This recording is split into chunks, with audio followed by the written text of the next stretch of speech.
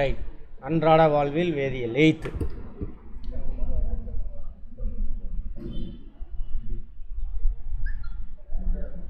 நிறைய பேசியாச்சு. இதெல்லாம் வேதியியல்னால் எதுவுமே இல்லை. அங்கே பாருங்கள், நம்ம பேசின கதை மாதிரியே பேசியிருக்காங்க பாருங்கள். வேதியியல் என்ற வார்த்தையை நாம் கேட்கும் பொழுது ஆய்வகங்களில் நடக்கும் பல்வேறு வகையான வேதி வினைகளை பற்றி நினைக்கின்றோம். ஆமாம் தானே? அப்படிதான் நினச்சிக்கிட்டு இருக்கோம். கிடையாது. எல்லாம் நம்ம உடம்புல இங்கே சுற்றியில் நடக்கிறதெல்லாம் என்னது? வேதி வினை தான். ஆனால் வேதியியல் என்பது அதற்கும் அப்பாற்பட்டது. நம்ம உடம்புல இந்த செகண்டு கூட என்ன நடந்துகிட்டு இருக்கு? வேதி வினை நடந்துக்கிட்டு இருக்கு. வேதி வினை நடக்காமல் நின்றுச்சுன்னா என்ன ஆயிடுவோம்? சேர்த்து போயிடுவோம். அடுத்த செகண்டு உயிர் இல்லை. அதுக்குள்ளே இந்த ஆமாம், நாம் சுவாசிக்கும் காற்று, ஆமாவா? நாம் உண்ணும் உணவு டைஜஷன் ஆகுதா? நாம் அன்றாடம் பயன்படுத்தும் அனைத்து பொருட்களும் வேதியியல் உள்ளது. நம்முடைய உடலும் nitrogen, phosphorus, hydrogen, oxygen, calcium, potassium, sulphur, magnesium இந்த தனிமங்களால் ஆனது. ஆமாவா? மொத்தமாக ஒரு 11 தனிமம்னு நினைக்கிறேன். நம்ம உடம்பு 11 தானே? 5 முக்கியமான தனிமம், 6 முக்கியமானது, அப்புறம் இதெல்லாம். நம்முடைய வாழ்க்கை முழுவதும் பல்வேறு வேதிச் சேர்மங்களை சார்ந்துள்ளது. அவற்றுள் ஹைட்ரோ கார்பன்கள் மிகவும் முக்கியமானவை. ஹைட்ரோ கார்பன் உங்களுக்கு தெரிஞ்ச ஏதோ ஒரு ஹைட்ரோ கார்பன் சொல்லுங்கள்.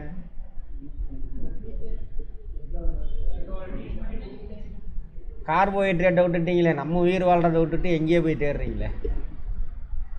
கார்போஹைட்ரேட்டே என்னது? ஹைட்ரோ கார்பன் தான்.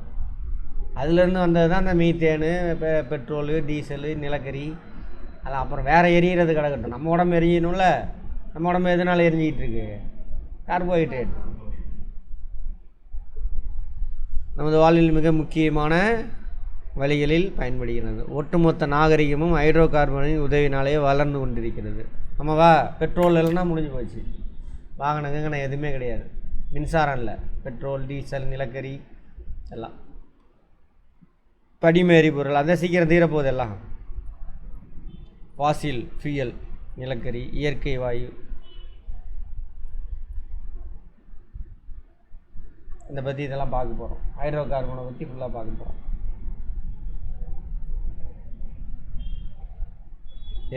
எரிபொருள் இல்லைன்னா என்னாகும்? இவ்வளோ வேலை நம்மளோட வாழ்க்கையெல்லாம் எளிமையாக இருக்காது. எங்கேயே இருந்து வீட்டிலேருந்து கிளாஸ் அட்டன் பண்ணுறீங்க, முடியுமா? முடியாது. ஹைட்ரஜன் மற்றும் கார்பன் அணுக்களை கொண்ட கரிமச் சேர்மங்கள் ஆகும். ஆமாவா? கரிமச் சேர்மம் ஹைட்ரனும் கார்பன், அதான் ஹைட்ரோ கார்பன். கரிமச் சேர்மம்னா என்ன?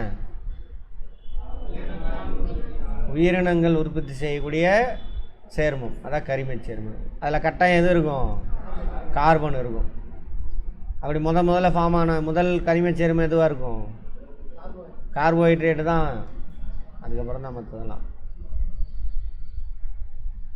மேலும் இவை எரியக்கூடியவை. எரிக்கப்படும் பொழுது பெருமளவில் வெப்பத்தை வெளியிட்டு கார்பன் டை ஆக்சைடு மற்றும் நீராவியை தருகிறது. எது? Hydro carbon.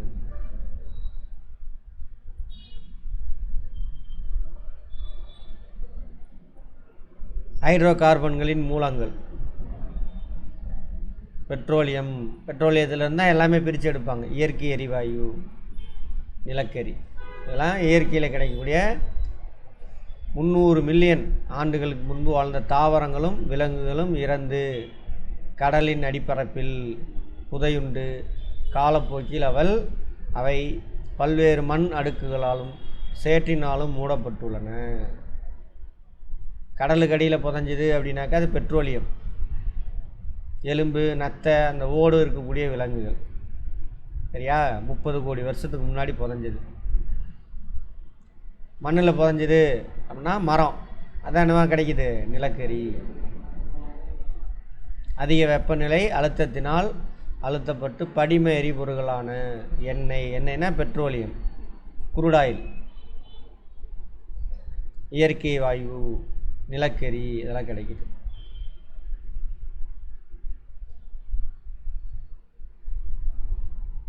பெட்ரோல் இது மண்ணுக்குள்ளே.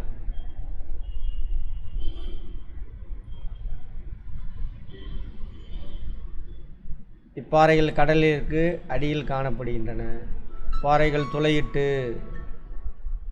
ஹைட்ரோ கார்பன்கள் வெளியே எடுக்கப்படுகின்றன.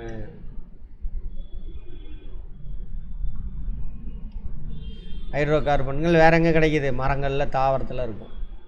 என்னவா இருக்கும் மரம் தாவரத்தில்? ஸ்டார்ச் பண்புகள். நீரில் கரையாதவை ஹைட்ரோ கார்பனுடைய பண்புகள். நீரை விட அடர்த்தி குறைந்தவை, அதனால தான் தண்ணியில் மிதக்கும். பெரும்பாலான ஹைட்ரோ கார்பன்கள் ஆக்சிஜனுடன் வினைபுரிந்து கார்பன் டை ஆக்சைடையும் நீரையும் தருகின்றன. ஆமாவா?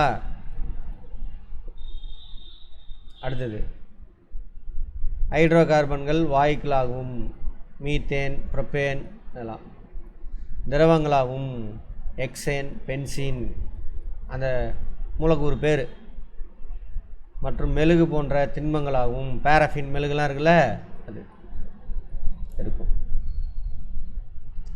ஒன்றோடு ஒன்று இணைந்து வேதி பிணைப்புகளை உருவாக்கும் தன்மை கொண்டவை. இந்த பண்பு சங்கிலி தொடராக்கம் கேட்டினேஷன் அதிக எண்ணிக்கையிலான சிக்கலான மூலக்கூறுகளை உருவாக்குகின்றன ஹைட்ரோ கார்பன். அதனால தான் அதோட கசட்டில் இருந்து தான் அதை எடுத்து என்ன பண்ணுறாங்க? பிளாஸ்டிக்கு, பாலிஸ்டர் இதெல்லாம் தயாரிக்கிறாங்க. பார்த்தோம். வகைகள் சும்மா புரிஞ்சுக்கங்க. இதிலேருந்து கேள்வி வந்திருக்குது போன இதில் கூட. யூபிஎஸ்சி கான்செப்ட் மட்டும் புரிஞ்சுக்கங்க, மனப்பாடம் பண்ணாதீங்க தயவு செஞ்சு.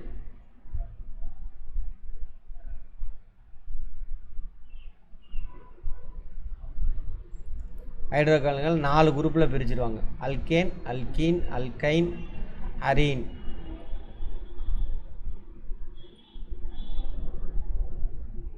பொதுவான hydrocarbon methane, ethylene, acetylene, benzene.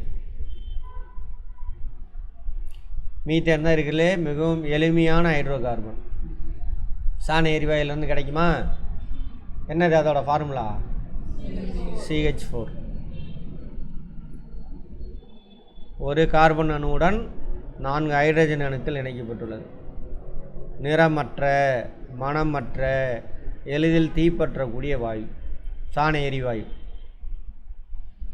சுற்றுச்சூழலுக்கு உகந்த எரிபொருளாகும். அப்போ கார்பன் டை ஆக்சைடு அதெல்லாம் கம்மியாக ரிலீஸ் பண்ணணும்னு அர்த்தம். சரியா? மின்சார உற்பத்தியில் எரிபொருளாக பயன்படுகிறது. மின்சார உற்பத்தினா எங்கே? அனல் மின்சாரம். அனல் மின்சாரம்னா தண்ணி கொதிக்க வைக்கணும். சரியா? அதை கொதிக்க வைக்கிறதுக்கு எதெல்லாம் பயன்படுது? நிலக்கரியோ இந்த நேச்சுரல் கேஸோ ஏதோ ஒன்று பயன்படுத்துவாங்க. சதுப்பு நில வாயு என அழைக்கப்படுகிறது. சதுப்பு நிலம்னா என்ன? சேறு சகதியுமான பகுதி. அதில் மண்ணில் புதைஞ்சி இருக்கக்கூடிய இலை தலையெல்லாம் மண்ணில் போய் மக்குதில்ல, அங்கேருந்து ரிலீஸ் ஆகும். ஏன் அவ்வளோ தூரம் போடுறோம்? நெல் வயல்வெளியில் உலகத்தில் அதிகமாக மீத்தேன் கேஸ் எது வெளியிடுதுன்னா நெல் வயல்வெளியிலேருந்து தான் வெளியாகுது. நெல் செடி தூரில் தண்ணி நின்றுட்டே இருக்குமா, அது இலை தலையெல்லாம் உள்ளே விழுந்து உள்ளே மக்கும்.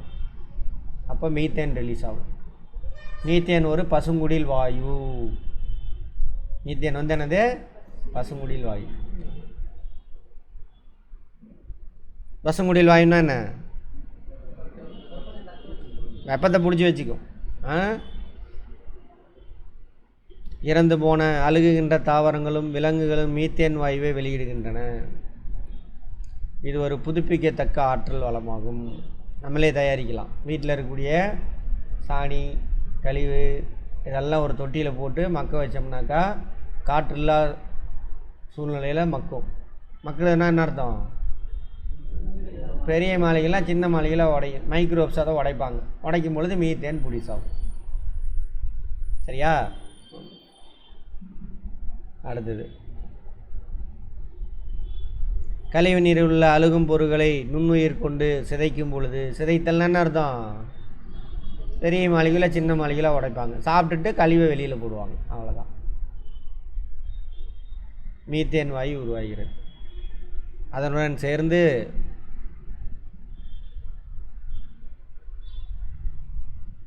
இன்டர்நேஷ்னல் ஸ்கூலு அது சரி, carbon dioxide, hydrogen sulphide ஆகியும் வெளியாகிறது.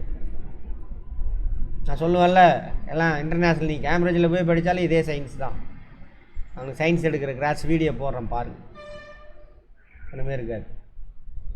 அடுத்தது, இவற்றை நீக்கிய பிறகு மீத்தேன் வாயு ஒரு தரமான எரிபொருளாக கிடைக்கும். அதில் கார்பன் டை ஆக்சைடும் அந்த இலத்தலை மக்களும் டீகம்போஸ் ஆகும்பொழுது கார்பன் டை ஆக்சைடு கிடைக்கும், ஹைட்ரஜன் சல்ஃபைடு கிடைக்கும். அடுத்தது மீத்தேன், மீத்தேன் CH4 எப்படி அது ஃபார்ம் ஆகிருக்கும் ஆட்டம் அப்படின்னு சொல்கிறாங்க. கார்பனோட இணைதிறன் என்ன? 4 ஹைட்ரஜன்.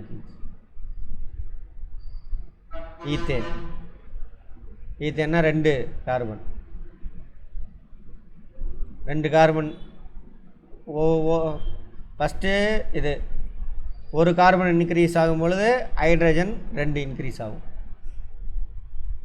மூணாவதா 8, நாலாவதா 10. பாருங்கள், பொருளில் செயின் ஃபார்ம் ஆகிட்டே போகும். பாலிமர் தான் இதுவும். 5 pentane, methane 1 carbon, ethane 2 carbon, propane 3 carbon, butane 4 carbon, pentane 5 carbon. Propane, எது ப்ரோப்பேனு? இது ப்ரோப்பேன் எதில் இருக்குன்னு பார்த்தோம்? LPG கேஸில். எளிதில் தீப்பற்றக்கூடிய வாயு. இது காற்றை விட கனமானது. அதிக அழுத்தத்தினால் திரவமாக்கப்பட்டு பீட்டேனுடன் சேர்ந்து திரவமாக்கப்பட்ட பெட்ரோலியம் வாயுவாக பயன்படுத்தப்படுகிறது. Liquefied petroleum gas. LPG கேஸில் என்னென்ன இருக்குதுன்னு பார்த்தோம்? பியூட்டேன், இன்னொன்று ப்ரோப்பேன். 2 தான், நோட் பண்ணிக்கோங்க. ப்ரோப்பேன்னா 3 C3, அதில் வந்து 2 ஆட் பண்ணி போட்டுக்கோங்க. பென்டேன்.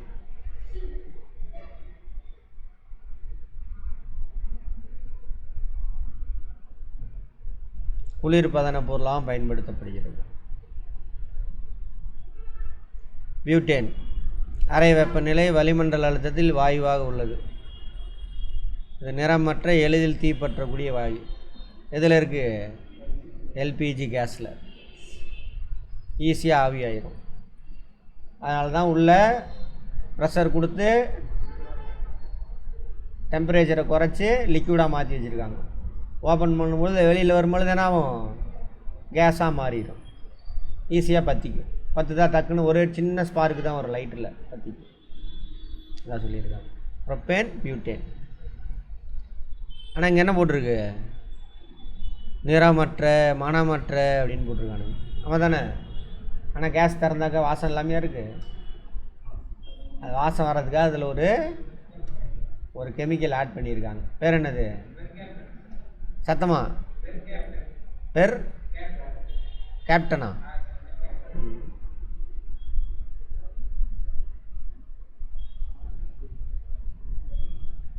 மெர்கேப்டன். மெர்கேப்டன். துர்நாற்றம் தரும் வேதிப்பொருள் அதெல்லாம் கலக்கிறாங்க, கேட்பாங்க. லைஃப். கேஸ் இல்லாத வீடு இருக்காப்போ? அது போயிட்டு கேஸ் யாருக்கு முதல்ல எல்லாத்துக்கும் இலவச கேஸ் கொடுத்ததுன்னு பார்த்தீங்கன்னா கவர்மெண்ட் ஸ்கீமு சொல்லியிருக்காங்களே வரலாற்றில்.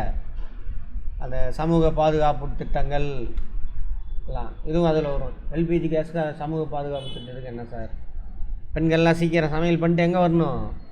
படிக்கிறதுக்கு வரணும். சரியா? அப்படின்னு ஒரு கேடுகட்ட சமூகமாக இருந்துச்சு. இன்னும் இருக்குது, இன்னும் மாறல. ஏரோசால் தெளிப்பான்கள். உந்தி அழகாக வெளியில் வந்து கொட்டுறது ஏரோசால். பாடி இந்த ஸ்ப்ரேலாம் அடிக்கிறாங்கல்ல, அதான் ஏரோசால்ம்பாங்க.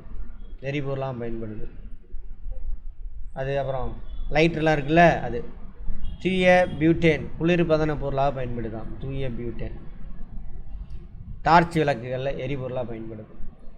லைட்ரு இருக்குல்ல அது, அதில் பியூட்டேன் தான் இருக்குது. ப்ரொப்பேனில் பியூட்டேன். பியூட்டேன்னா எத்தனை கார்பனு? 4 கார்பன். பென்டேன்கள் குறைந்த கொதிநிலை திரவங்களாகும். இவை ஆய்வகங்களில் கரைப்பான் மற்றும் எரிபொருளாக பயன்படுத்தலாம். பென்டேன் லேபில் பென்டேன். இந்த ஸ்பிரிட்டுன்னு சொல்கிறாங்கள, பாலிஸ்டைரின் என்ற வேதிப்பொருளை உற்பத்தி செய்ய பயன்படுகிறது. எது? பென்டேன். நோட் பண்ணிக்கோங்க. இயற்கை வாயு மண்ணுக்குள்ளே இருந்து போர் போடும் பொழுது இந்த இதில் ஏதாவது ஒன்று வெளியில் வரும், அதான் இயற்கை எரிவாயு. சிஎன்ஜி சொல்கிறாங்களா, அழுத்தப்பட்ட இயற்கை எரிவாயு, கம்ப்ரஸ்டு நேச்சுரல் கேஸ். இயற்கை வாயு என்பது மீத்தேன், உயர் அல்கேன்கள், carbon dioxide, hydrogen sulphide ஆகிய வாயுக்களை உள்ளடக்கிய இயற்கையில் காணப்படும் ஹைட்ரோ கார்பன் வாயுக்களின் கலவை. போர் போட்டிங்கன்னா இதெல்லாம் கிடைக்கும். மீத்தேன், அல்கேன் கிடைக்கும், அது போக carbon dioxide, hydrogen sulphide அதெல்லாம் கிடைக்கிது. மீத்தேன், ஈத்தேன் போன்ற கீழ்நிலை ஹைட்ரோ கார்பன்கள் இருந்தால் அது உலர் வாயு எனப்படும். அங்கே பாருங்கள், கீழ்நிலை ஹைட்ரோ கார்பன் மீத்தேன், ஈத்தேன். இதுக்கு மேலே போனோம்னா உயர்நிலை. கார்பனோட நம்பர்ஸ் அதிகமாக இருக்கும். கார்பனோட நம்பர்ஸ் அதிகமான வெப்பம் வெளிப்படுத்தும். சரியா?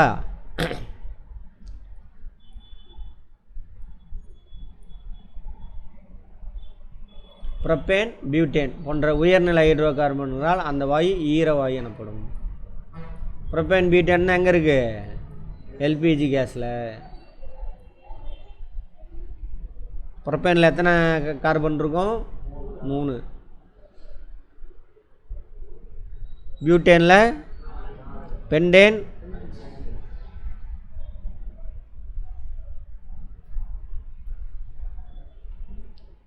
எண்ணெய் கிணறுகளில் எண்ணெய் மட்டத்திற்கு மேலே காணப்படும். சிம்பிள். இப்போ சாம்பார் வைக்கிறீங்க, சாம்பார் கொதிக்குது, மூடி போட்டு மூடி வச்சுருக்கோம், ஓகேவா? அது மாதிரி தான். அது போய் அந்த மூடியை திறந்தோம்னா நான் உப்புன்னு அந்த சாம்பாரோட வாயு நிலையில் இருக்கிற ரிலீஸ் ஆகுமா? சாம்பார் வாசம் அதில் அப்படியே இருக்குல்ல. அப்போ நீர்ம நிலையில் இருக்கக்கூடிய சாம்பார் தானே இருக்குது, அங்கே ஆவியாக இருக்குது. திறந்தோன்னா அது ரிலீஸ் ஆகும். அது மாதிரி மண்ணுக்குள்ளே பெட்ரோலுமோ நிலக்கரியோ இருக்குது, அங்கே கேஸ் இருக்கும். ஃபஸ்ட்டு போர் போட்டோன்னே என்ன ஆகும்? அந்த ஹைட்ரோ கார்பனுடைய கேஸ் மெட்டீரியல் ரிலீஸ் ஆகும். அதை என்னது? Natural gas. கடல் மட்டத்திற்கு கீழே உள்ள பாறைகளில் காணப்படும் சிறிய இடைவெளியில் காணப்படுது. இவை தேக்கங்கள் எனப்படும். அதை ரொம்ப தேவையில்ல, விட்டுருங்க.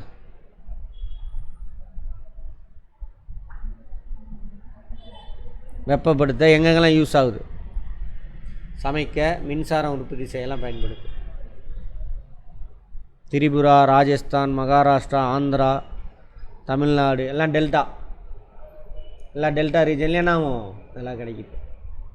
டெல்டானா என்ன? ஆறு கொண்டுட்டு போய் டெபாசிட் பண்ணுற மண் நிலப்பகுதி. அது கூட ஆறு எடுத்துகிட்டு போகக்கூடிய இலை தலையெல்லாம் என்ன ஆகும்? அதில் உள்ளே மாட்டிக்கும். அது மக்கி கேஸாக ரிலீஸ் ஆகும். இதான் சொல்கிறாங்க. சதுப்பு நிலப்பகுதிகளிலும் கழிவுநீர் கால்வாய்களிலும் உள்ள சிதைவடையும் கரிம பொருட்களிலிருந்து உருவாகிறது. கழிவுநீர் கால்வாய், டிச்சி, சாக்கடை, அங்கெல்லாம் மீத்தேன் தான் முதன்மையாக இருக்கும். கீழ்நிலை மீத்தேனும் ஈத்தேன் ரெண்டு தான் கீழ்நிலை வாயுக்கள். சும்மா புரிஞ்சுக்கிட்டாங்க. பயன்கள்: எரிபொருளாக பயன்படுது, மின்சார உற்பத்தி செய்ய பயன்படுகிறது, பெட்ரோல் டீசலுக்கு பதிலாக வாகனங்களில் பயன்படுது. சிஎன்ஜி கேஸ் இருக்கா அங்கங்கே? இப்போலாம் எலக்ட்ரிக்கே வந்துருச்சு. சென்னையெலாம் எலக்ட்ரிக் பஸ்ஸு தான் ஓடுது. இப்போ ஒரே மாதத்தில் எவ்வளோ பணம் மிச்சமாச்சாமா? 99 லட்ச ரூபா மிச்சமாக இருக்காமா. பெட்ரோல் டீசல் யூஸ் பண்ணுற இடத்துல மின்சாரத்தை பயன்படுத்தினா 1 கோடி ரூபா மிச்சமாமா. 100 பஸ் விட்டதுக்கே. 1 கோடினா சாதாரணம் இல்லை. அடுத்தது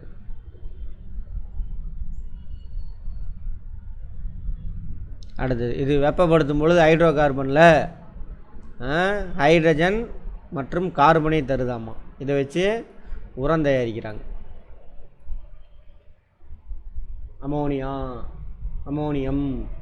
அமோனியாவுக்கு என்ன வேணும்? ஹைட்ரஜன். அதான் பார்த்தாலும் நேச்சுரல் கேஸில் ஹைட்ரஜன் வாயு இருக்கும், அதனால் அதுவும் ரிலீஸ் ஆகுது. அதை வச்சு தான் என்ன பண்ணுறான்? உரம் தயாரிக்கிறான்.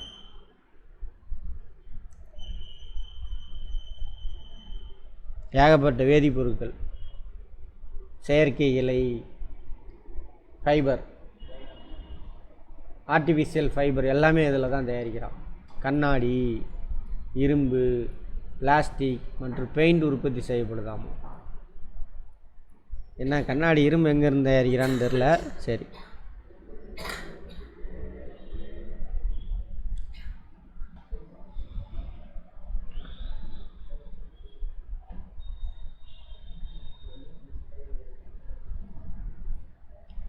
சுற்றுச்சூழல் ஏற்படும் பாதிப்புகளிலிருந்து ஓவியங்களையும் தொன்மையான கலைப்பொருளையும் காப்பதற்கு மிதமான வெப்பநிலை மற்றும் ஈரப்பதம் தேவைப்படுது. அதிக வெப்பநிலை, அதிக ஈரப்பதம் அல்லது ரொம்ப ஈரப்பதம் இல்லைனாலும் அதெல்லாம் சீக்கிரம் உறிஞ்சிட்டு வந்துடும். அதிக ஈரப்பதம் இருந்தாலும் விரிசல் விடும், எல்லாம் நடக்கும். ஸோ அந்த ஒரு பெட்டிக்குள்ளே போட்டு வச்சுருப்பாங்க அந்த பொருள்லாம். அதுக்குள்ளே இந்த இது ஹைட்ரோ கார்பன் இருக்கு இல்லையா, அதை உள்ளே அடைச்சி வச்சுருவாங்களாம்மா. இயற்கை வாயு பயன்படுத்தாம.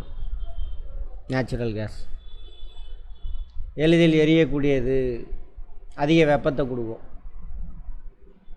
எந்த கழியும் வெளியிடாதாமா. எரியும் பொழுது புகை வராது. குழாய் மூலம் நிறையா ரொம்ப தூரத்துக்கு எடுத்துகிட்டு போகிறாங்க. நேரடியாக எரிபொருளாக பயன்படுத்தலாம். வீட்டு ஃபேக்ட்ரிலாம் சிஎன்ஜி கம்ப்ரஸ்டு நேச்சுரல் கேஸ் சிலிண்டரில் அரைச்சி கொண்டு வராங்க. ஆட்டோமொபைல்ஸ், காரு, பைக்கிலெல்லாம் யூஸ் பண்ணுறாங்க. மீத்தேன் தான் 88.5% இருக்காம. இதில் சிஎன்ஜியில்.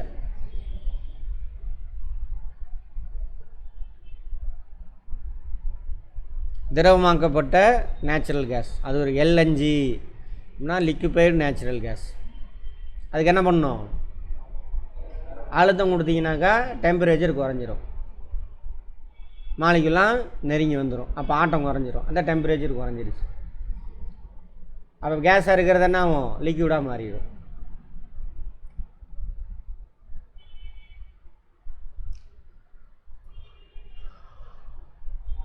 அதிக அழுத்தத்திலும் மிக குளிரூட்டப்பட்ட திரவ நிலையிலும் சேமித்து வைக்கப்படுகிறது.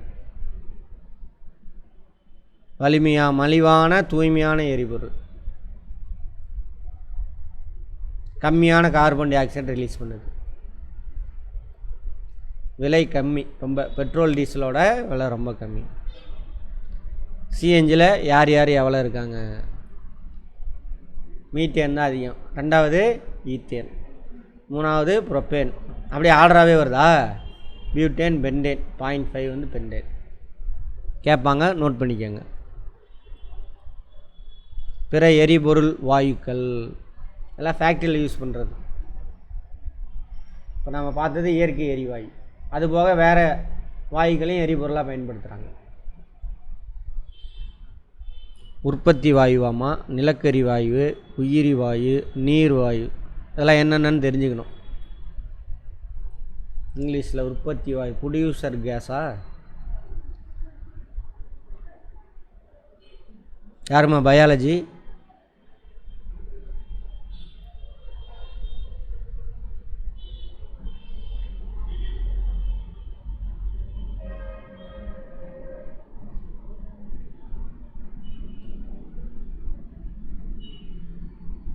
Producer case.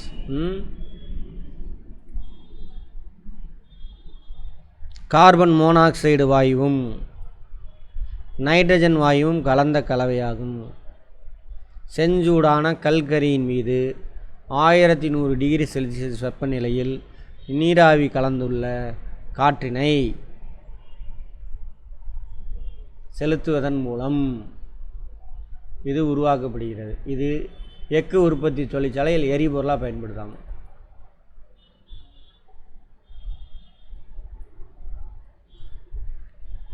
நோட் பண்ணிக்கோங்க. ப்ரொடியூசர் கேஸ், சரியா? கார்பன் மோனாக்சைடு வாயுவும் நைட்ரஜன் வாயுவும் கலந்த கலவை கார்பன் மோனாக்சைடு CO எப்போ உருவாகுன்னு பார்த்தோம்? ஆக்சிஜன் இல்லாதப்ப அல்லது பற்றாக்குறையாக இருக்கிறப்போ ஹைட்ரோ கார்பனை உடைச்சோம்னாக்கா கார்பன் மோனாக்சைடு கிடைக்கும். அப்புறம் நைட்ரஜன் வாயு ரெண்டு கலந்தது. செஞ்சூடான கல்கரியின் மீது, நிலக்கரி தான் சொல்கிறாங்க, 1100 டிகிரி செல்சியஸ் வெப்பநிலையில் நீராவி கலந்துள்ள காற்றினை, நீராவி கலந்துள்ள காற்று, காற்றுனா இது ஆக்சிஜன் செலுத்தும் பொழுது இது கிடைக்குதாம்மா. இது எதுக்கு தேவையாம்மா? இரும்பு எஃகு தொழிற்சாலையில் தேவைப்படும்.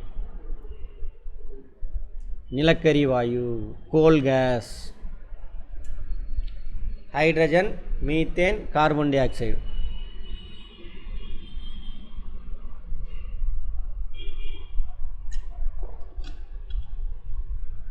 Hydrogen, methane, carbon dioxide. அதில் என்ன இருக்குதுன்னு பார்த்தோம்? ப்ரொடியூசர் கேஸில் கார்பன் மோனாக்சைடு நைட்ரஜன் கலந்தது. இது வந்துட்டு hydrogen, methane, carbon di oxide. நிலக்கரியை சிதைத்து வடிப்பதன் மூலம் இது பெறப்படுகிறது. சிதைத்து வடித்தல் என்பது காற்றில்லா சூழ்நிலையில் நிலக்கரியை வெப்பப்படுத்துவதாகும். ஆக்சிஜன் இல்லாத இடத்துல என்ன பண்ணும்? நிலக்கரியை ஹீட் பண்ணும் பொழுது இந்த நிலக்கரி வாயு கிடைக்குது, வாயு மட்டும் கிடைக்குது. இதுவும் அதே தான்.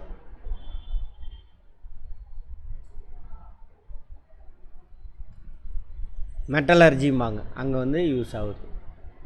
எது எது கலந்த கலவை அதை மட்டும் பார்த்துக்கோங்க. நீர்வாயு,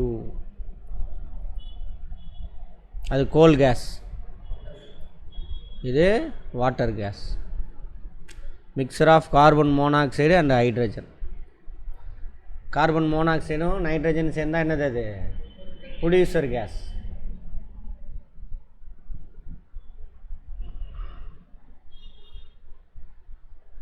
கோக்குனா நிலக்கரி தான், வேறு ஒன்றும் இல்லை.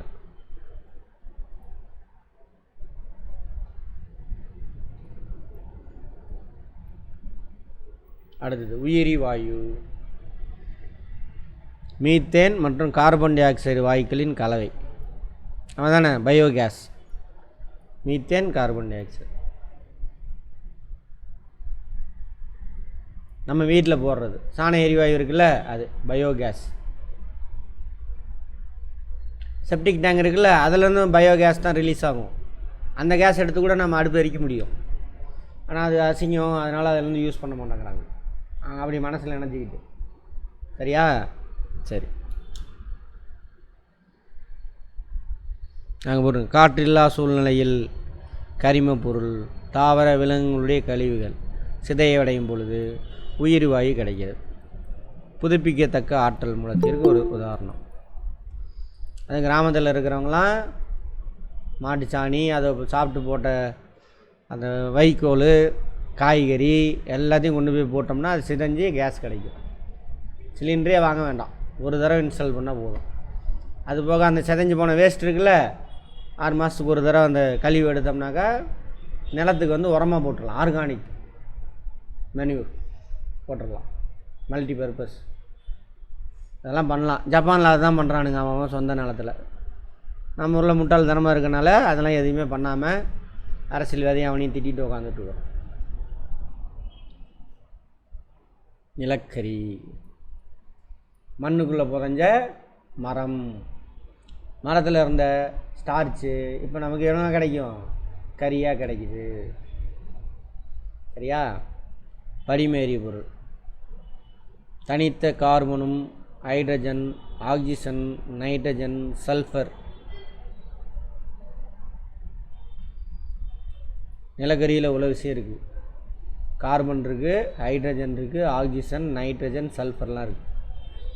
அப்போ நிலக்கரி அடிக்கும்பொழுது என்ன கிடைக்கும்? நைட்ரஸ் ஆக்சைடு கிடைக்கும், சல்ஃபர் ஆக்சைடு கிடைக்கும். இவங்க 2 பேர் யாருக்கு? அமில மலைக்கு காரணம். அடுத்தது சுமார் 300 மில்லியன், அதே கதை தான். பெரிய உருவ அளவு கொண்ட தாவரங்களான பெரணிகளும் பாசிகளும் பூமியில் காணப்பட்டன. ரொம்ப பயங்கர பெருசு. ஃபெர்ன்னு பார்த்தோம்ல, அது பூமியில் ஏற்பட்ட திடீர் மாற்றத்தால் மண்ணுக்கு அடியில் புதையுண்டன. மெதுவாக சிதைந்து அடர்த்தியான மற்றும் பஞ்சு போன்ற பீட் எனப்படும் பொருளாக மாறின. அழுத்தம் பஞ்சு மாதிரி இருக்கும். காலப்போக்கில் அது வெப்பத்தினால் அழுத்தத்தினால் பீட் அழுத்தப்பட்டு நிலக்கரியாக உருவாகுது.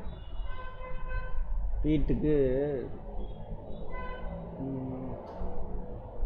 இந்த கிராமத்திலலாம் குப்பையெல்லாம் கொண்டு போய் ஒரு இடத்துல கொட்டி வைப்பாங்க. அது ரொம்ப வருஷம் யூஸ் பண்ணாமல் அந்த குப்பையை எடுக்காமல் வச்சுருந்தாங்கனாக்கா கருப்பாக இருக்கும், வெயிட்லெஸ்ஸாக இருக்கும். அதான் பீட். எரிக்கலாம் எடுத்து. வருஷம் எடுத்துட்டுனா தெரியாது. ரொம்ப வருஷமாக யூஸ் பண்ணாமல் 10-15 வருஷத்துக்கு அந்த குப்பையை எடுக்காமல் வச்சுருந்தீங்கன்னா போய் வெட்டி பாருங்கள், மம்மட்டிலையும் வராது, மொத்துன்னு இருக்கும். மண்ணை வெட்டி எடுக்க முடியாது. அதான் பீட் அப்படிம்பாங்க. அது காலப்போக மண்ணில் பாஞ்சிருச்சா பீட்டாக மாறி அதுக்கப்புறம் அழுத்தம் வெப்பத்தினால என்ன ஆகுது? நிலக்கரியாக மாறுது அப்படின்ட்டாங்க.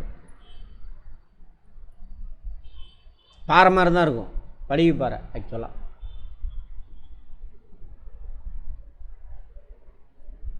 கார்பனாதல் அப்படின்றாங்க. கோல் பார்த்துருக்கீங்களா எல்லாரும்?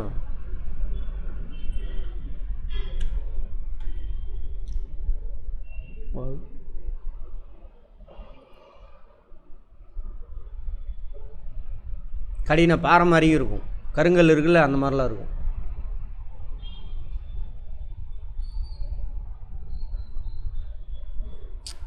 இதெல்லாம் நமக்கு தேவையில்லை, அங்கங்கே வெட்டி எடுத்துகிட்டு வரானு. சும்மா நீங்களே படிச்சுக்கோங்க.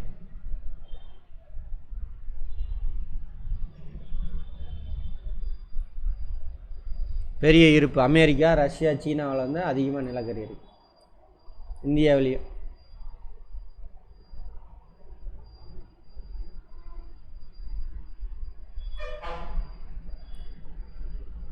இந்தியாவில் நிலக்கரி 1774 வெட்டி எடுக்கிறாங்க. வகைகள் லிக்னைட் இருக்கிறதுலே அதில் இருக்கக்கூடிய கார்பன் அதை பொறுத்து. பீட் அதை வந்துட்டு இருக்கிறதுலே குவாலிட்டி கம்மி. அதுக்கப்புறம் லிக்னைட் 25-30% கார்பன் இருக்கும். அடுத்தது எங்கே எடுக்கிறாங்க? நமக்கு தெரிஞ்ச இடம் நெய்வேலி.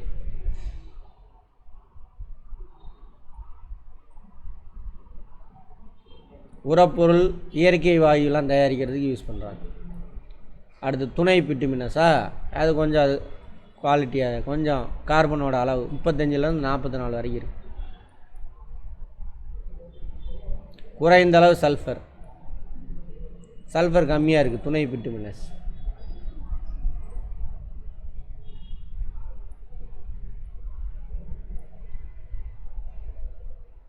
அடுத்து பிட்டுமினஸ் 45-86% பிட்டுமினஸ். ஓரளவுக்கு நல்ல குவாலிட்டி இருக்குல்ல. ஹை குவாலிட்டி ஆந்திரசைட்டு தான் 97% வரைக்கும் இருக்குது. அதிக வெப்பம் கிடைக்கும். பீட்டு, லிக்னைட்டு, துணை பிட்டுமினஸ், ஆந்திரசைட். ஆர்டர் இப்போ ரிவர்ஸில் போங்க. ஏபி வருதா அந்த இது, அப்புறம் லிக்னைட்டு, அப்புறம் பீட்டு. ஆல்ஃபபெட்டிக்கலாக நான் வச்சுக்கணும். நிலக்கரியின் பயன்கள். வெப்பம், மின்சாரம் தயாரிக்கலாம் பயன்படுது நிலக்கரி. இப்போ பெரும்பாலும் நம்ம நிலக்கரி அரிக்கிறது அதுக்கு தான், மின்சாரம் தயாரிக்க, உரம் தயாரிக்க. உயவு பொருள்லாம் என்னன்னு தெரியுமா? லூப்ரிகன்ஸ், உராய் விசையை குறைக்கிறதுக்காக பயன்படுத்துறது. கிரீஸு, அது மாதிரி. நீர் ஒட்ட ஆடைகள், ரெசின், அழகு சாதன பொருள், மேக்கப் ஜாமான்லாம் இருக்குல்ல, மூஞ்சில் அது புட்டா மாவெல்லாம், இதெல்லாம் இதுலேருந்து தான். ஷாம்பு, பற்பசை, பல்பொடி முதற்கொண்டு அதுலேருந்து தயாரிக்கிறானுங்க. சிலிக்கானின் வழிப்பொருட்கள் இதெல்லாம். முகப்பூச்சு, அழகு சாதன பொருள் எல்லாம் அதிலேருந்து தான் தயாரிக்கிறாங்க, நிலக்கரியிலேருந்து. அதில் உள்ள மாலிகுல் எடுத்து பயன்படுத்துவாங்க. காகிதம் தயாரிப்பதில் பயன்படுதாமா, அலுமினாவை தூய்மைப்படுத்தும் தொழிற்சாலையில் பயன்படுதாமா. அலுமினியம் ஃபேக்ட்ரி இருக்குல்ல, அங்கே அதிக வலிமை கொண்டதும் குறைந்த அளவு எடை கொண்டதும் கார்பன் நிலைகள்.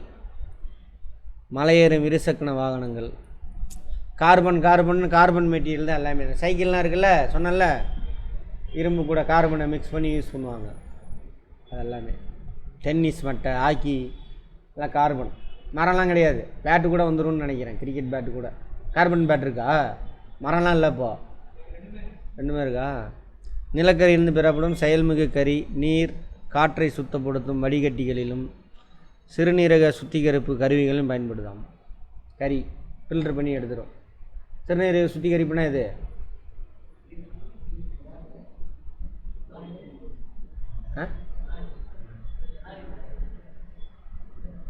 ஃபினாயில் சிறுநீர் மட்டும் தான் சுத்திகரிக்குமா? கிட்னி ஃபெயிலியர் ஆனவனுக்கு போடுவானுங்கள, என்னது அது? கிட்னி ஃபெயிலியர் ஆன டயாலிசிஸ், அதுதான் சொல்கிறாங்க. எல்லாம் கார்பன். நிலக்கரியிலேருந்து கிடக்கும் பொருட்கள் அதுதான் ஏகப்பட்டது கிடைக்குதுன்னு சொல்லிட்டீங்களே. கல்கரி, கரித்தார், அமோனியா, நிலக்கரி வாயு எல்லாம் ஏகப்பட்டது கிடைக்குது.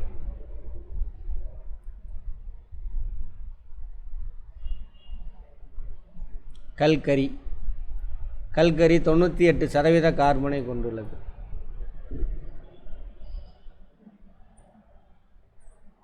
எரிபொருள்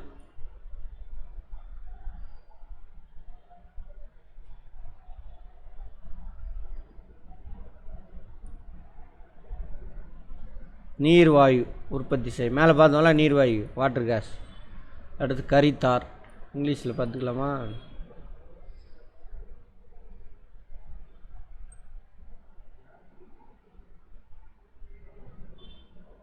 கோல்தார், இது கோக்குனா அந்த கோக்கு இல்லை, கல்கரி. கரித்தார், கரித்தார்லேருந்து என்னென்ன கிடைக்குது பாருங்க.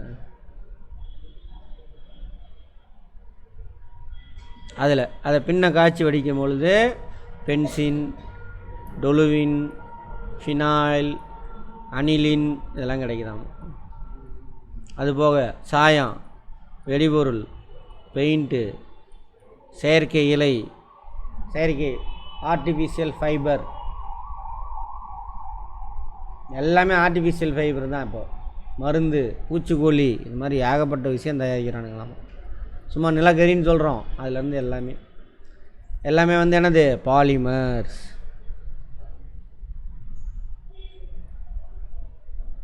நாப்தலின். அடுத்து கரிவாயு, கோல் கேஸ், நகரவாயு அதுக்கு பேர், அல்லது நரகவாயுவா? Hydrogen, methane, carbon monoxide.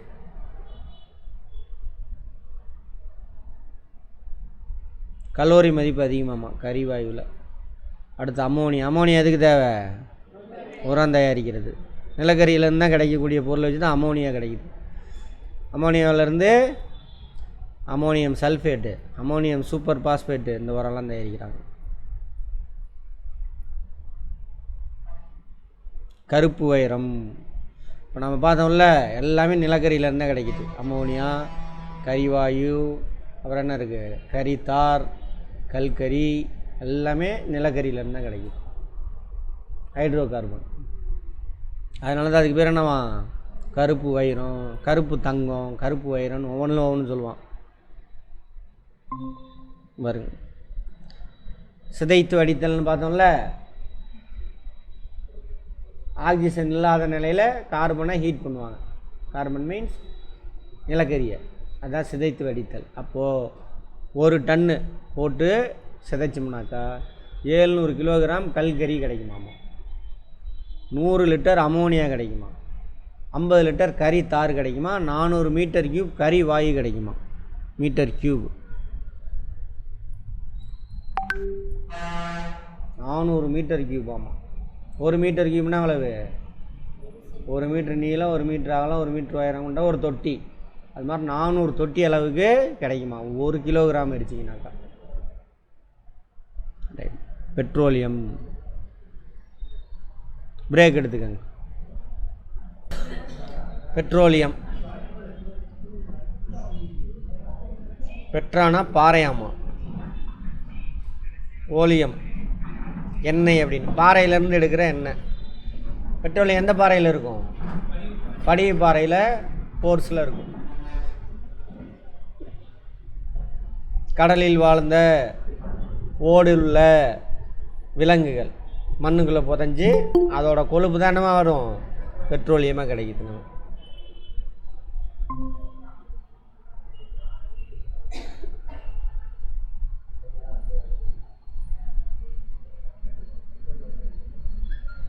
அதில் பெட்ரோலியத்தில் திடப்பொருள் இருக்குது, திரவம் இருக்குது, வாயு இருக்குது, எல்லாம் கலந்த கலவை. கச்சா எண்ணெய், குரூட் ஆயில் அப்படிம்பாங்க.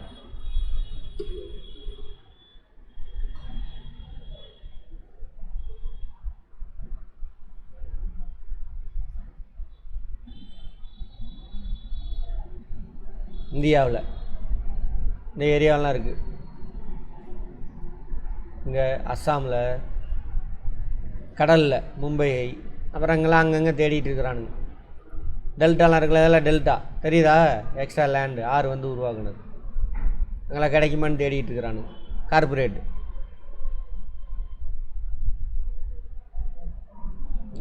அந்த கடலில்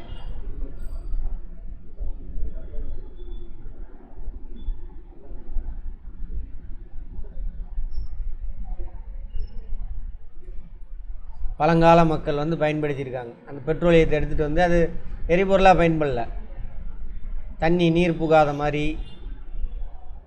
வாட்டர் ப்ரூஃபு அந்த மாதிரிலாம் யூஸ் பண்ணியிருக்காங்க.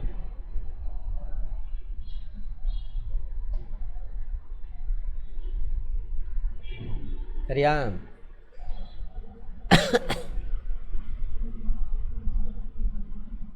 பெட்ரோலியம் உற்பத்தி செய்யக்கூடிய முதன்மையான நாடுகள் USA ஃபஸ்ட்டு, அப்புறம் குவைத்து, ஈராக்கு, ஈரானு, இவங்களாம் இதில் வருவாங்க.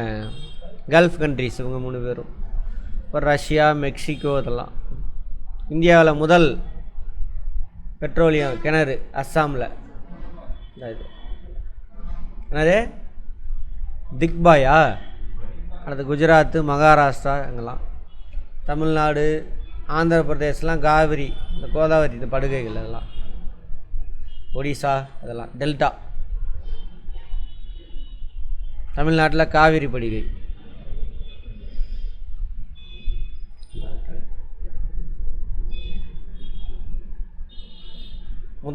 உலகின் முதல் பெட்ரோலிய கிணறு 1859 அமெரிக்காவில் பென்சில்வேனியாவில்.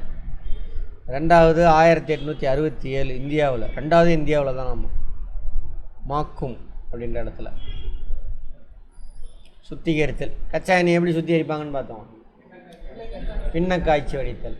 அதில் நிறையா வெவ்வேறு விதமான கொதிநிலையை கொண்ட வாயுக்கள் இருக்குது, திரவம் இருக்குது, திடம் இருக்குது. திடம் கீழே நின்றும், வாயுக்கள் ஆவியாகி மேலே போகும். அதை பிடிச்சி பெட்ரோலு, டீசலு, மண்ணெண்ணெய், ஒயிட் பெட்ரோல், எல்பிஜி கேஸ் அதெல்லாம் கிடைக்குது. அது போக கீழே கசடாக இருக்கிறது தான் இது குரூட் ஆயிலு, தார். அப்புறம் அதில் இருந்த பொருள்லாம் எடுத்து தான் என்ன பண்ணுறாங்க, இந்த வெள்ளை கலர் ஒரு திரவம், அதில் உள்ள பொருட்களை வச்சு தான் என்ன பண்ணுறானுங்க ஹைட்ரோ அந்த பாலிமர்ஸு எல்லாம் தயாரிக்கிறான். பிளாஸ்டிக்கு, பிவிசி, யூவிசி எல்லாமே.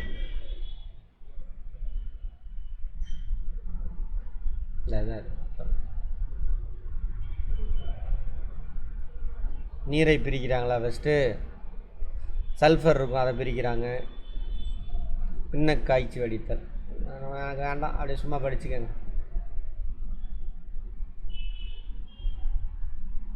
தூய்மையற்ற பெட்ரோலியம் முதலில் 400 டிகிரி செல்சியஸ் வெப்பநிலைக்கு ஒரு உலையில் வெப்பப்படுத்தப்படுகிறது. அதெல்லாம் கொஞ்சம் அதிகம்தான். பெட்ரோலியத்தின் பயன்கள்: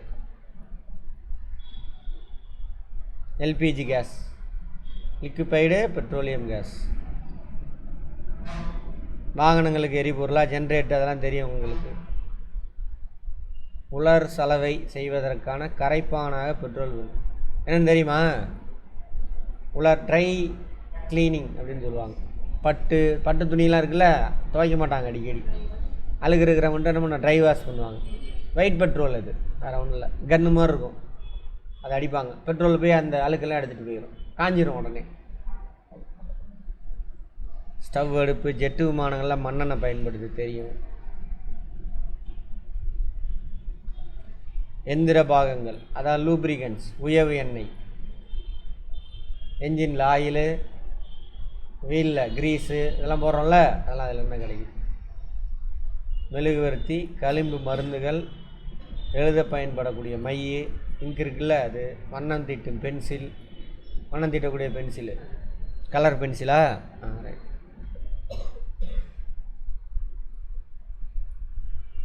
அதுக்கெல்லாம் பேராஃபின் மெழுகு யூஸ் ஆகுது, எல்லாம் பெட்ரோலியம் பை ப்ராடக்ட். பிட்டுமண் ரோடு போடுறதுக்கு, தார் இருக்குல்ல, அங்கெல்லாம் இங்கே நிறைய பேரை காணும்.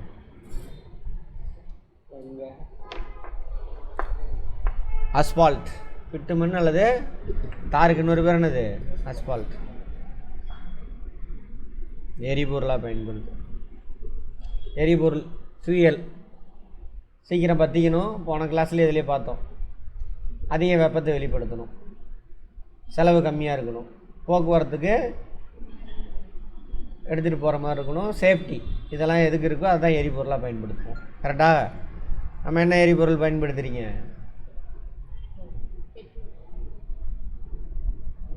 பெட்ரோலு, பைக்கில் எல்லாம். வீட்டில் எல்பிஜி கேஸ். நீங்கள் கிராமத்தில் விறகுலாம் யூஸ் பண்ணுறீங்களா இல்லையா? விறகு, எருவாமட்டை, எல்லாமே என்ன இருக்கும்? ஹைட்ரோ கார்பன் தான். மரம், கறி, பெட்ரோல். கறி யூஸ் பண்ணுறாங்களா எரிபொருளா?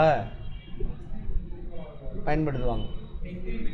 இஸ்திரி பெட்ரி அதெல்லாம், டீசல், இயற்கை எரிபொருளோட வகைகள். திட எரிபொருள், மரம், நிலக்கரி, இதெல்லாம் திட எரிபொருள்.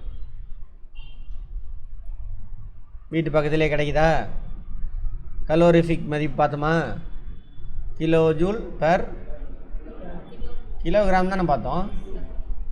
இது இன்னொரு யூனிட் போல் இருக்கு.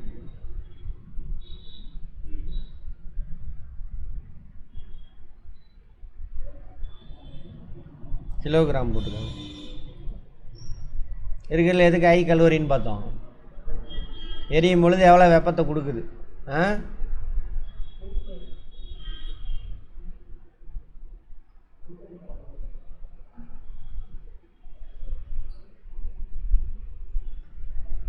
கிலோகிராம் அங்கே தப்பாக இருக்குது. சரியா?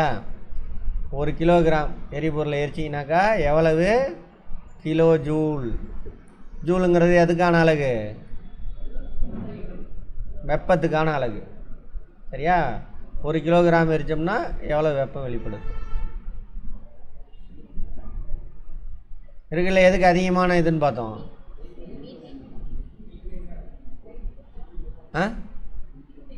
மீத்தேனா? 50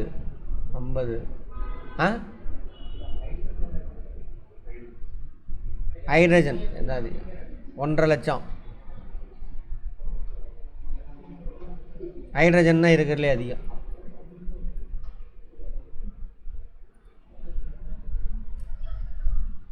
கேஜி போட்டுக்கோங்க. அது ஆர்டரில் கேட்பாங்க. எரிபொருளோட பண்பு இதெல்லாம் நிறைய பேசியாச்சு, அதனால் விட்டுலாம். எரிபொருள் திறன்.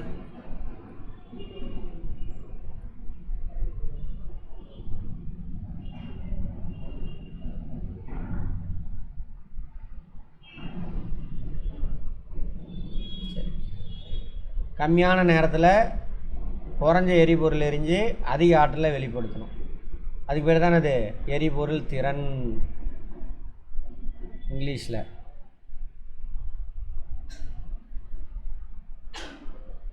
Efficiency of fuel.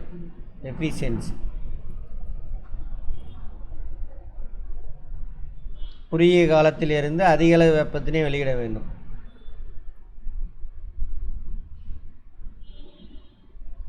பதங்கள். இந்த எரிபொருள் திறனை அதாவது டேர்ம்ஸ்.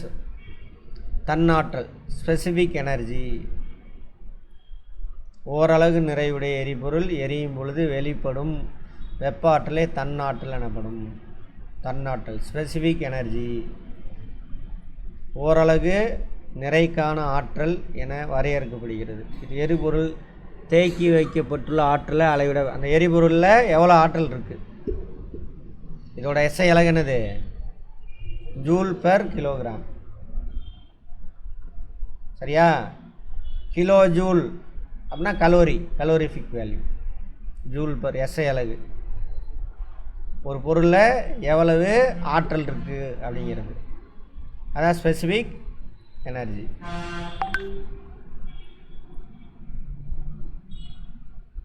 கலோரி மதிப்பு. 1 கிலோகிராம் எரிச்சோம்னா எவ்வளவு கிலோ ஜூல் கிடைக்குது. இதோட ஃபார்முலா நம்ம போனதுலேயே பார்த்தோம் வேறு ஒரு இதில். அடுத்து ஆக்டேன் எண், ஆக்டேன் நம்பர்.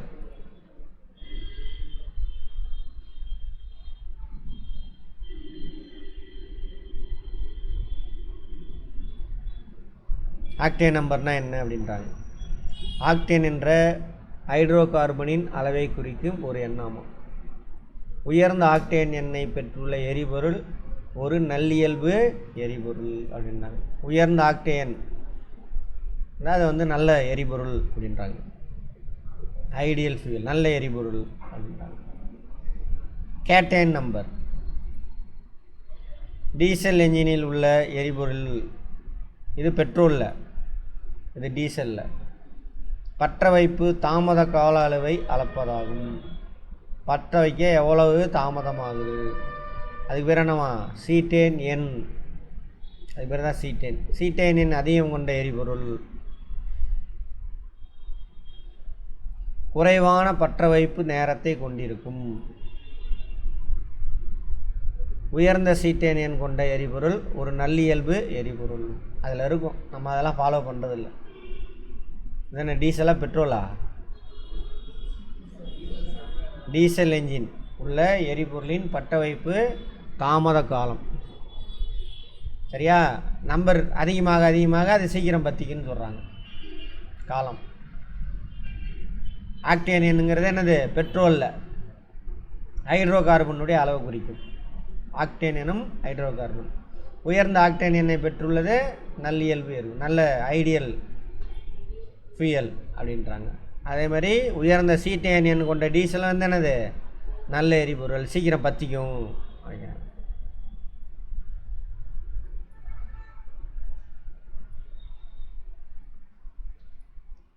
கேட்கலாம் ஸ்டேட்மெண்ட்டில். ஆக்டேன் எண் மதிப்பீடு பெட்ரோலுக்கு பயன்படுகிறது, சீட்டேன் டீசலுக்கு. ஸ்டேட்மெண்ட்டில் கேட்கலாம். இது பெட்ரோலில் ஆக்டேனின் அளவை குறிக்கிறது, பற்ற வைப்பு தாமத கால அளவை குறிக்கிறது. ஆமாவா?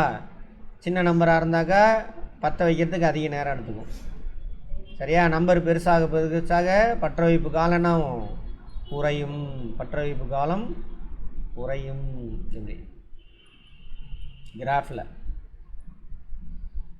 பென்சீன் டொலுவின் சேர்ப்பதன் மூலம் பெட்ரோலின் ஆக்டேன் எண்ணை அதிகரிக்க முடியுமா? நோட் பண்ணிக்கோங்க. Benzene toluene. அசிட்டோனை சேர்ப்பதன் மூலம், சீட்டேன் அசிட்டோன், டீசலின் சீட்டேன் எண்ணை அதிகரிக்க முடியும். அப்போ சீக்கிரம் பற்றிக்கும். உயர்ந்த ஆக்டேன் எண் பெற்றுள்ள எரிபொருளின் சீட்டேன் எண் குறைவாக இருக்கும். உயர்ந்த ஆக்டேன் எண்ணா சீட்டேன் எண் கம்மியாக இருக்குமா? சரி. அதிக சீட்டேன் எண் பெற்றுள்ள எரிபொருள் ஆக்டேன் எண் குறைவாக இருக்கும். அப்படியே உள்டா. காற்றாற்றல் மாற்று எரிபொருள். இப்போ நம்ம பார்த்ததெல்லாம் என்னது? ஃபாசில் ஃபியூயல், மண்ணுக்குள்ளே ரொம்ப காலத்துக்கு முன்னாடி புதஞ்சது, எடுத்து பயன்படுத்திக்கிட்டே இருக்கும். ஏன்னா ஒரு ஸ்டேஜில் தீர்ந்து போயிடும், நான் ரெனியூவபிள். அப்போ அதிலேருந்து நம்ம வேறு எதுக்கு போகணும்? ரெனியூவபிள் ரிசோர்ஸுக்கு போகணும். சரியா? ரைட். அப்பயே சொல்லிட்டானுங்க, நான் இன்னும் 148 ஆண்டுகளில் நிலக்கரியும். நான் சொல்ல 2011 படிக்கிறப்ப இதே வருஷத்தை போட்டிருந்தா இன்றைக்கி இதே தான் போட்டிருக்கானுங்க. அதுக்கப்புறம் 5 வருஷம் ஆகி போச்சு. சரியா? 40 ஆண்டுகளில் பெட்ரோலியமும் 61 ஆண்டுகளில் இயற்கை எரிவாயு தீர்ந்துடும். இப்போ ஒரு புது கான்செப்ட் வந்திருக்கு. என்ன கான்செப்ட்டு? இதெல்லாம் மெயின்ஸில் பாயிண்ட். இதெல்லாம் சஸ்டைனபிள் டெவலப்மெண்ட். என்னது சஸ்டைனபிள் டெவலப்மெண்ட்னா? இன்றைக்கி இருக்கிற வளங்களை நம்ம யூஸ் பண்ணிவிட்டு நல்லா வாழணும், அப்படியே நம்மளுடைய சந்ததியினருக்கு விட்டுட்டு போகணும். சரியா? இந்த வளங்களும் சரி, என்விரான்மெண்ட்டும் சரி. என்விரான்மெண்ட்டும் பாதிக்கப்பட்டிருக்கக்கூடாது. புரிஞ்சுதா? அப்போ நம்ம அதுக்கு மாற்று ஆற்றலுக்கு போய் தான் ஆகணும். இந்த இதெல்லாம் எரிக்கிறனால என்ன வாயுக்கள்லாம் வெளியாகுது? க்ரீன் ஹவுஸ் கேஸு, அப்புறம் அமிலமலைக்கான காரணமான வாயுக்கள், இதெல்லாம் வளிமண்டலத்தில் அதோட நம்பர்ஸ்லாம் அதிகமான என்விரான்மெண்ட் நிறைய ஏகப்பட்ட பிரச்சனை. அமிலமலை மட்டும் இல்லை, கிளைமேட் சேஞ்சு, பனிக்கட்டி உருகிறது, நிலத்தோட அளவு கம்மியாயிரும், சரியா? உணவு பற்றாக்குறை ஏற்படும். இந்த மாதிரி ஏகப்பட்டது வரும். அப்போ என்ன பண்ணணும்? காற்றாற்றல். எதுக்கு பொதுவாக பெட்ரோல் டீசலை வச்சு மின்சாரம் தயாரிக்கிறோம்ல, அதை அப்படியே குறைச்சிட்டே வந்துட்டு என்ன பண்ணணும்? காற்றாற்றல், சூரிய ஆற்றல். அதான் நம்ம நாட்டில் சூரிய ஒளி தான் வருஷத்தில் 250 நாளுக்கு சூரிய ஒளி இருந்துட்டு தான் இருக்குது. சூரிய ஆற்றல்லாம் பயன்படுத்தலாம். அதனால் என்ன கிடையாது? எந்த பொல்யூஷனும் கிடையாது, காற்றாற்றல்னாலையும் கிடையாது. உலகத்திலே பெரிய காற்றாலை பண்ணை எங்கே இருக்குது? ஆரல் வாய்மொழி, கயத்தாறு ஆரல் வாய்மொழி. டைனமோ வந்து மின் இயற்றி, டைனமோ அதுலேருந்து எலக்ட்ரான் ஓட வைக்கும். அதுக்கு பேர் தான் டைனமோ. சொன்னோம்ல, என்ன இருக்கணும்? 2 காந்தம் இருக்கணும். அந்த காந்தத்துக்கு நடுவில் ஒரு ராடு இருக்கும். இந்த ராடு என்ன பண்ணும்? கரகரன்னு சுற்றணும். சுற்றும் பொழுது இந்த ராடில் உள்ள எலக்ட்ரான் ஓடிக்கிட்டே இருக்கும். அதான் மின் ஓட்டம், மின் இயற்றி. பேட்டரி இருக்குல்ல, அது மின் இயற்றி இல்லை, அது மின் சேமிப்பு கலன். செல் இருக்குல்ல, செல்லு, அது செல்ஃப்னால் மொபைல் ஃபோன் இல்லை. எதை குறிக்கும்? அதுக்குள்ளே இருக்கக்கூடிய அந்த சார்ஜர், பேட்ரி சொல்கிறோம்ல, அது பேட்ரி இல்லை, அது செல்லு தான். சாண எரிவாயு. சாண எரிவாயில் என்ன கிடைக்கும்? மீத்தேன். கம்மியான க்ரீன் ஹவுஸ் கேஸ் தான் ரிலீஸ் பண்ணுவோம். ஒரு விஷயம் இருக்குது. இப்போ வீட்டில் பயன்படுத்துகிற பொருளை வச்சு என்ன பண்ணலாம் நம்ம? அந்த ஆமாம். அடுத்து சூரிய ஆற்றல். விலையில்லா பாதுகாப்பு புதுப்பிக்கக்கூடிய ஆற்றல் வளம். மேலே சோலார் பேனல் வீடு இருந்து கட்டி சோலார் பேனல் ஒரு தடவை இன்ஸ்டால் பண்ணிட்டீங்கன்னாக்கா அது ப்ரொடக்ஷன் ஆகி ஈவி லைனுக்கு போயிடும். சரியா? இப்போ நீ ஈவிலேருந்து இன்றைக்கி 10 யூனிட் யூஸ் பண்ணியிருக்க, சோலார் கரண்ட் இல்லை வந்துட்ட. நாளைக்கு வெயில் நல்லா அடிக்குது, இங்கே ப்ரொடக்ஷன் ஆகி உன் வீட்டுக்கு பயன்படுத்துனது போக 90 யூனிட் எங்கே போகும்? ரிட்டனு ஈவிக்கு போயிடும். அது 10 யூனிட் கழிச்சது போக 90 யூனிட்டுக்கு அவன் உனக்கு காசு கொடுப்பான். யார்? கவர்மெண்ட் உனக்கு பணம் கொடுப்பான். நீ கவர்மெண்ட்டுக்கு பணம் கட்டினது போக நீ ஈபி காரண்ட்டு நீ பணம் வாங்கலாம். அந்த ஆப்ஷன்லாம் இருக்குது. சரியா? அதெல்லாம் யோசிங்க, லைஃபுக்கு அப்ளை பண்ணுங்கள். முட்டாள் தர்மம் அவன் சொன்னால் இவன் சொன்னான்னு அப்படியே வாழாதீங்க. ஆமாம். சுற்றுச்சூழலை பாதிக்காது, தீர்ந்து போகாத ஆற்றல் வளம். சூரியன் இருக்கிற வரைக்கும் மின்சாரம் தயாரிச்சுக்கிட்டே இருக்கலாம். அரசியல் மாதிரியே தான். ஆமாவா? அடுத்தது, இது படிமை எரிபொருளை பதிலீடு செய்து உலகத்தின் படிமை எரிபொருள்னா என்ன அர்த்தம்? அதுக்கு மாற்றாக பெட்ரோலு, டீசலு, நிலக்கரி பூர்த்தி செய்வதற்கான ஒரு ஆற்றல் வாய்ந்த வளம். அறிவியல் மற்றும் தொழில்நுட்பத்தின் ஏற்பட்டுள்ள வளர்ச்சியினால் சூரிய ஆற்றலினால் பயன்படுத்துவதற்கு எளிதானதாகவும் இந்த ஆற்றல் சார்ந்த பிரச்சனைகளை தீர்ப்பதாகவும் உள்ளது. சூரியனிடமிருந்து பெறலாம்.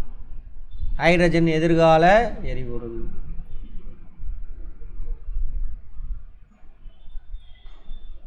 ஹைட்ரஜன் சிறந்த எரிபொருள். அதில் தான் அதிகமான ஆற்றலும் கிடைக்குதுன்னு பார்த்தோம். எரியும் பொழுது நீர் மட்டும் வெளிவரும். ஒன்றும் இல்லை, ஹைட்ரஜனும் ஆக்சிஜனும் சேர்ந்து நீர் மூலக்கூறாக மாறும். சரியா? அப்போ அதோட ஆற்றல் மட்டம் ஒன்று இருக்குல்ல, அது ஒன்று வெட்டிடும், கட்டாயிரும். ஆற்றல் மட்டம் கட்டானா என்ன ஆகும்? வெப்ப உமிழ் வினை, வெப்பம் கிடைக்கும். காற்றை மாசுபடுத்த தண்ணி தான் கிடைக்கும். சூரிய ஆற்றலின் பயன்கள். அப்போல்லாம் நீர் சூடேற்றலாம் பயன்படுத்தினாங்க. விவசாய விலங்குகள் சார்ந்த பொருட்களை உலர வைக்க பயன்படுது. நம்ம தானே உலர வைக்கிறோமா? மின்னாற்றல் உற்பத்தி செய்யலாம் ஃபோட்டோ வோல்டிக் செல் மூலிமா. சூரிய பசுமை இல்லங்களை உருவாக்கலாம். பசுமை இல்லெல்லாம் உருவாக்குதா? நீர் இறைத்தல், காய்ச்சி வெடித்தல், நீர் இறைக்கிறதுக்கெலாம் யூஸ் பண்ணியிருக்கானுங்க. ஹீட் பண்ணுறதுக்கு சூரிய அடுப்புலாம் இருக்குது, தெரியுமா? அந்த பாடத்தில் என்ன பார்த்துருக்கோம்? எரிபொருளை பற்றி தான் பார்த்துருக்கோம். ஆமாம்மா, பெட்ரோல்னால் என்ன, நிலக்கரின்னா என்ன, நிலக்கரியிலேருந்து என்னென்ன பொருளை எடுத்துருக்காங்க, பெட்ரோல்லேருந்து என்னென்ன பொருள் எடுக்கிறாங்க, எங்கேருந்து கிடைக்கிது, சரியாது? தீர்ந்து போகக்கூடிய வளங்கள். அதுக்கு மாற்றாக என்ன பண்ணணும்? சூரிய ஆற்றல் இந்த மாதிரியான. அதே மாதிரி இந்த ஃபாசில் ஃபியூயல்லாம் எப்படிப்பட்டது? அதிகமான என்விரான்மெண்ட்டை பொல்யூட் பண்ணக்கூடிய கேஸை ரிலீஸ் பண்ணுறவங்க. ஸோ அவங்க பயன்பாட்டெலாம் குறைக்கணும். வீட்டில் எல்பிஜி கேஸு, அதுவும் கார்பன் டை ஆக்சைடு ரிலீஸ் பண்ணும். அப்புறம் வாகனத்தெல்லாம் அதிகமாக யூஸ் பண்ணக்கூடாது. பக்கத்துலலாம் போனால் என்ன பண்ணணும்? நடந்து போகணும். அப்போ தான் பெட்ரோலையும் சேமிப்பாகும். அந்த கான்சியஸில் ஏதாவது பண்ணுறோம் நம்ம? அது யோசிக்கிறதே கிடையாது. சினிமாவை பார்த்துக்கிட்டு அந்த கூத்தாடி பசங்க சினிமாவில் என்ன சேட்டை பண்ணுறானுங்களோ அதெல்லாம் இங்கே பண்ணிகிட்டு இருக்கோம்.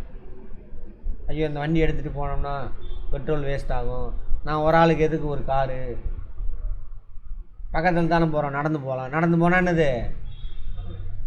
அந்த பெட்ரோல் எரியிறது போது உடம்புல உள்ள பெட்ரோல் எரியும். உடம்புல பெட்ரோலா?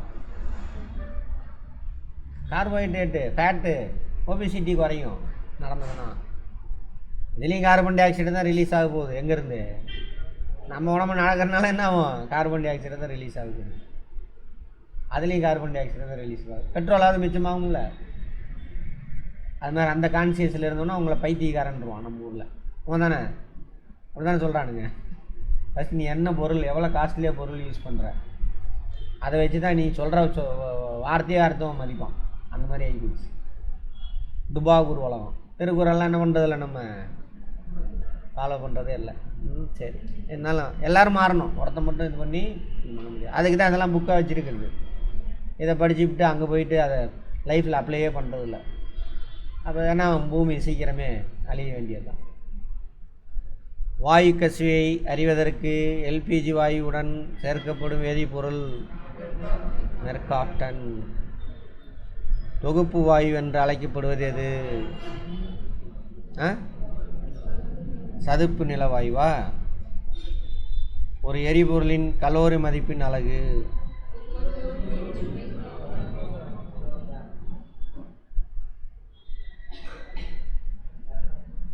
டேஸ் என்பது உயர்தரமான நிலக்கரி வகை. இயற்கை வாயுவில் பெரும்பான்மையான பகுதி பொருள். உற்பத்தி வாயு என்பது டேஸ் மற்றும் டேஸ் ஆகியவற்றின் கலவை. கார்பன் மோனாக்சைடு, நைட்ரஜனா, நைட்ரஸ் ஆக்சைடு. டேஸ் சதிப்பு நில வாயு எனப்படும். மீத்தேன். பெட்ரோலியம் என்ற சொல் குறிப்பது பாறை, இது திரவம், அந்த மாதிரி. காற்றில்லா சூழலில் நிலக்கரியை வெப்பப்படுத்துவது டேஸ் எனப்படும். வேறு என்னது? அந்த செயல் ப்ராசஸ்க்கு பேர் கேட்குறாங்க. அதை எடுத்து பார்த்து எழுதுங்க. படிம எரிபொருளுக்கு ஒரு எடுத்துக்காட்டு பெட்ரோலு, நிலக்கரி, எதை வேணாலும் வச்சுக்கோங்க. ஆக்டேன் மதிப்பீடு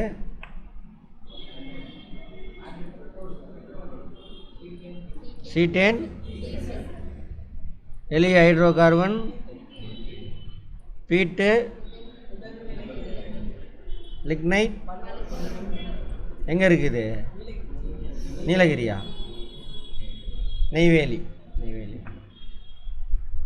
புரிஞ்சு படிங்க, எல்லாத்தையும் லைஃப்பில் அப்ளை பண்ணுங்கள்.